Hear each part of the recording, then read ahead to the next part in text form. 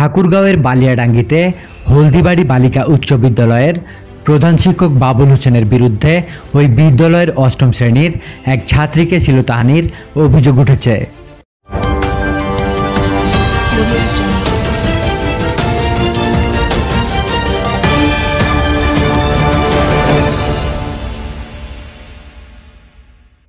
ঠাকুরগাঁওয়ের বালিয়াডাঙ্গিতে হলদিবাড়ি বালিকা উচ্চ বিদ্যালয়ের প্রধান শিক্ষক বাবুল হোসেনের বিরুদ্ধে ওই বিদ্যালয়ের অষ্টম শ্রেণীর এক ছাত্রীকে শ্লীলতাহানির অভিযোগ উঠেছে।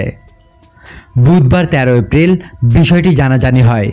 এতে এলাকা জুড়ে ক্ষোভ বিরাজ করছে অভিভাবক মহলে। এদিকে স্থানীয়রা বলছে, মোটা অঙ্কের টাকার বিনিময়ে ওই ভুক্তভোগীর বাবার সঙ্গে ঘটনাটি মীমাংসা করেছেন বিদ্যালয় প্রধান। এরপর থেকে ওই পরিবারের কাউকে এলাকায় খুঁজে পাওয়া যাচ্ছে না, কেউ মোবাইল ফোনও রিসিভ করছে না। এতে করে এলাকায় চাপা ক্ষোভের সৃষ্টি হয়েছে। স্থানীয় সূত্রে জানা যায়, বেশ কিছুদিন আগে ওই বিদ্যালয় প্রধান টিফিন সময়ে ভুক্তভোগী ওই শিক্ষার্থীকে তার কক্ষে ডেকে নিয়ে যায়। পরে তাকে টাকার প্রলোভন দেখিয়ে তার গায়ে হাত দেয়। সে সময় ওই শিক্ষার্থী ভয়ে অজ্ঞান হয়ে যান। এমন সময় স্কুলে বাকি শিক্ষার্থীরা আসা শুরু করলে কোনো মতে তার জ্ঞান ফিরিয়ে তাকে বাসায় পৌঁছে দেওয়া হয়। এমন ঘটনার পর ঘটনাটি ধামাচাপা দেয় শিক্ষক বাবুল। জানা যায়, ওই অভিযুক্ত শিক্ষক বাবুল বালিয়াডাঙ্গি শিক্ষক সমিতির সভাপতি। তাই তার কুকুর ধামাচাপা দিতে তাকে সহযোগিতা করেন সকলে। কিন্তু পরে বিষয়টি কোনোভাবে জানাজানি হলে ভুক্তভোগী ওই শিক্ষার্থীর বাবা বিচার নিয়ে যান স্থানীয় চেয়ারম্যান রফিকুল ইসলামের কাছে।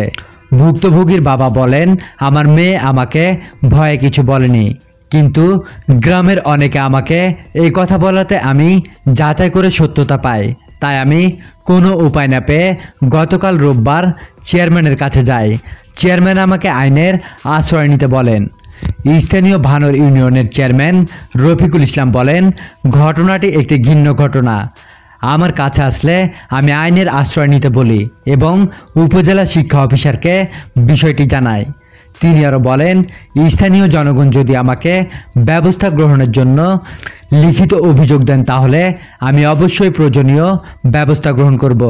এই বিষয়ে উপজেলা শিক্ষা অফিসার আব্দুর রশিদ বলেন, ঘটনাটি আমি শুনে তদন্ত করেছি। দোষী প্রমাণিত হলে অবশ্যই প্রয়োজনীয় ব্যবস্থা গ্রহণ করা হবে।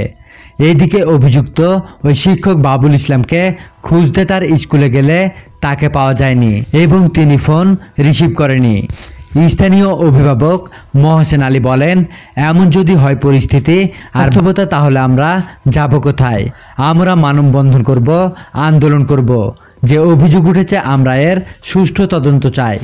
আরেক অভিভাবক জিয়াউল হাসান বলেন, ঘটনাটি শোনার পর থেকে আমার মেয়েকে স্কুলে পাঠাতে ভয় হয়। আমরা গ্রামের সাধারণ মানুষ, গ্রামের চেয়ারম্যানে আমাদের ভরসা, তার উপরে বিষয়টি ছেড়ে দিলাম। আমরা শুধু বলতে চাই তিনি যেন কোনো অপরাধীকে ছাড় না দেন।